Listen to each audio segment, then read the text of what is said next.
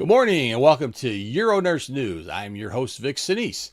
Today, we're looking at a treatment that's gaining attention in sports medicine and rehabilitation, shockwave therapy for chronic elbow and heel pain. As people live longer and stay more active, we're seeing a major rise in overuse injuries, especially in older adults. Conditions like plantar fasciitis, I've had that one, that's terrible, heel pain, Achilles tendinopathy, tennis elbow. These are not just athletes' injuries, they affect everyday active adults, walkers, golfers, pickleball players, and even people who simply stay on their feet all day long. With more than 80 million adults in the U.S. over the age of 65 expected by mid-century, maintaining mobility is becoming a major healthcare focus. But there's a challenge.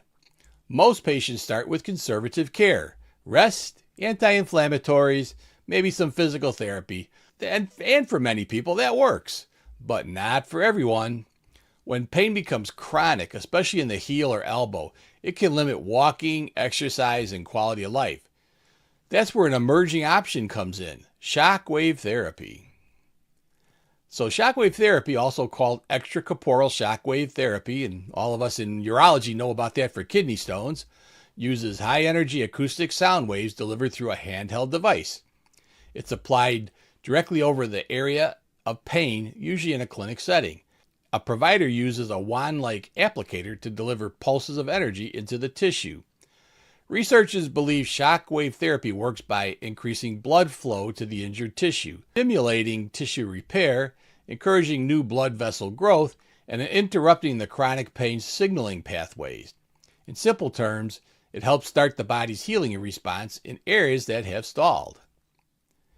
Now, one of the most common uses is plantar fasciitis, a leading cause of heel pain. And boy, I tell you, if you've ever had that, you can hardly walk on it. It's a stabbing pain in the first steps in the morning. Typical treatment plan includes 3 to 5 sessions, about 5 to 10 minutes per session, usually spaced about 1 week apart. Most patients remain fully active during the treatment. Now, commonly patients will describe it as uncomfortable but manageable. It may feel like repeated tapping or pressure over the painful area, similar to a rubber hammer sensation. The intensity can be adjusted based on tolerance. Now, does it actually work? Well, researchers show mixed but generally promising results. Many patients experience significant pain reduction. Some report long-term improvement lasting months or longer. Others may have partial or no response.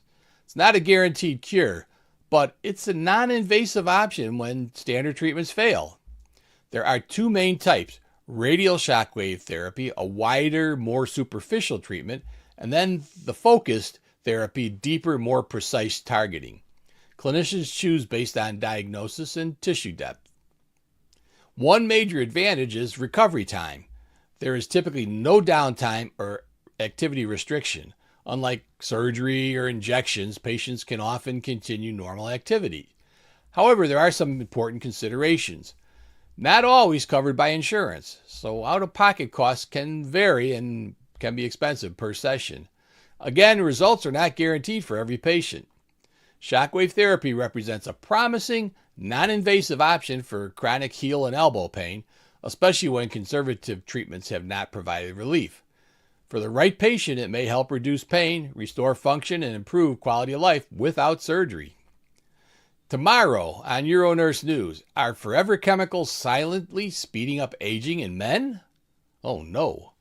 New research suggests that everyday exposure to PAFS, found in common items like nonstick cookware, food packaging, may be linked to accelerated aging in middle-aged men.